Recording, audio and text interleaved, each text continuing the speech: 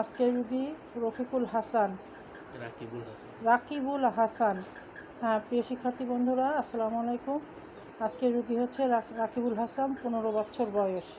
হ্যাঁ, এসে বলছে কি সমস্যা, এসেই বলছে আমার কোনো কিছু ভালো লাগে না, তাই তো? হ্যাঁ, কেন ভালো লাগে না? এই প্রথমত ভালো লাগে না এই কারণে যে ঘরের বাইরে যেন বেরোলাম না, আমি ঘরের ভেতরে থাকতে ইচ্ছা করে সবসময়। কোনো বিশেষ ভালো লাগার বিষয় আছে, যেমন কোনো বিষয়, যেমন ইংরেজি, এটা ভালো লাগে। আবার কোনো কাজ বা নিঃসঙ্গতা, বলতে গিয়ে নিঃসঙ্গতা আমার ভালো লাগে না। আচ্ছা, হ্যাঁ, তা যা হোক, মানসিক লক্ষণ আমরা শুনলাম।